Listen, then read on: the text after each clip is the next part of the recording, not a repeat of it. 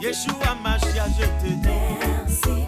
Yeshua, je te dis Merci, Adonai, je te dis merci. je te dis merci. Chers frères et sœurs, paix et bien chez vous. Nous voulons vous saluer encore en ce début de mois de février. Nous sommes heureux de vous retrouver. Nous espérons que nous avons tous passé un excellent mois de janvier, ce premier mois de l'année 2020. En tout cas, nous, la communauté, avons proposé de cheminer en 2020 autour du thème « Aller en eau profonde ». Ce fut au mois de janvier. Nous avons achevé ce parcours en proposant quelques pistes pour faire oraison, car nous avons aussi proposé l'oraison comme chemin de profondeur spirituelle. Le mois de janvier passé, le séminaire sur la profondeur spirituelle terminé. En ce mois de février, nous vous proposons une autre dimension de notre foi. Le Christ dit une parole très forte en Marc, le chapitre 16, le verset 17, en ces termes. « Voici les signes qui accompagneront ceux qui auront cru. » C'est justement autour de cette parole de Jésus que nous voulons axer nos temps de prière, de louange de ce mois de février. Jésus nous signale une autre dimension de son être. Il n'est pas un être simplement théorique, spéculatif. Jésus ne parle pas simplement. Il parle, mais aussi il agit. Il fait ce qu'il dit. Il accomplit ce qu'il promet. Parce qu'il est le Dieu de la vérité. Et la vérité est une coïncidence entre le dire et le faire, entre la promesse et l'action et l'accomplissement. C'est en cela que lui-même, dans Luc le chapitre 14, versets 18 à 19, il dit que l'Esprit du Seigneur était sur lui parce que Dieu l'avait envoyé pour annoncer une bonne nouvelle aux pauvres, pour renvoyer libres les opprimés, libérer les captifs. Et il dit, cette parole s'accomplit aujourd'hui. Cette prophétie qui a été annoncée par Isaïe en sa personne, elle s'accomplit. Parce que le Christ est dans l'accomplissement. Et c'est en cela que l'apôtre Pierre a pu dire que ce Jésus passait de ville en village, faisant du bien et guérissant tous ceux qui étaient sous l'emprise du diable. Parce que le Christ avait dit justement en Luc 4 qu'il viendrait faire cela, et il l'a fait effectivement. Et dans Jean 14, le verset 12, le Christ nous fait une grande promesse. Il dit que si nous croyons en lui, nous ferons, nous aussi, les œuvres qu'il a faites. Et même, nous en ferons de plus grandes.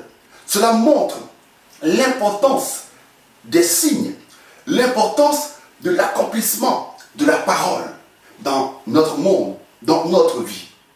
Mes frères et mes sœurs, voici les signes qui accompagneront ceux qui auront cru. C'est le thème de ce mois de février qui sera décliné en 4 dimanches, donc en 4 sous-thèmes. Le premier dimanche, le dimanche 2 février, nous parlerons des signes dans l'évangile de Saint Jean. Saint Jean parle de manière très théologique des signes. Eh bien, venez découvrir ce que cela voudra dire. Nous allons aller au cœur, en effet, de la parole de Dieu. Aller au cœur de la théologie des signes. Parce que le dimanche d'après, le dimanche 7 février, nous verrons le thème suivant.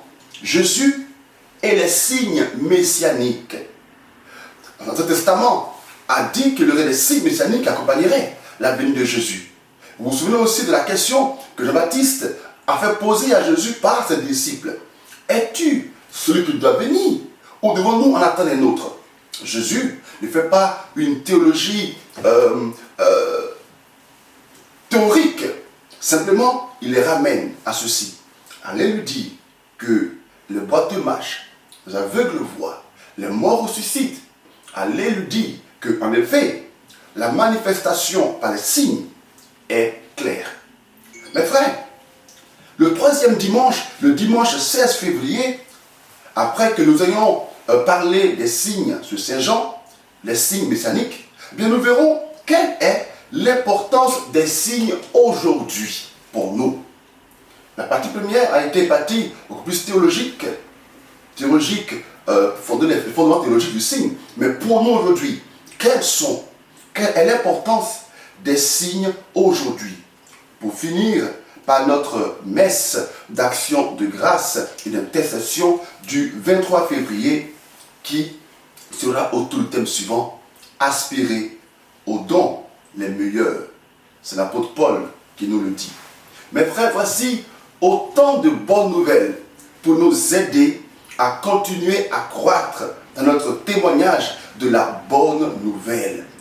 Le pape Saint Paul VI a pu dire que ceux que le monde écoute aujourd'hui, ce ne sont pas simplement les savants, mais aussi et surtout les témoins.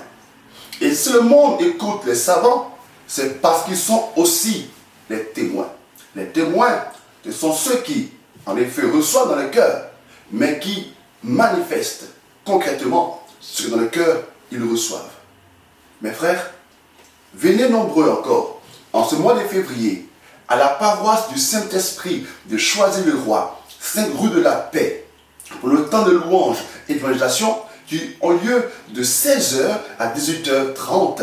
Mais avant, de 14h30 à 16h, Jésus, tout sacrement, est exposé pour ceux qui veulent prendre un temps de cœur à cœur personnel avec lui et pour ceux aussi qui veulent rencontrer un prêtre ou un frère pour se confesser ou pour échanger autour de leur vie, de 14h30 à 15h30 dans la même église. Nous vous attendons très nombreux à cela. Que Dieu vous bénisse au nom du Père et du Fils et du Saint-Esprit. Amen.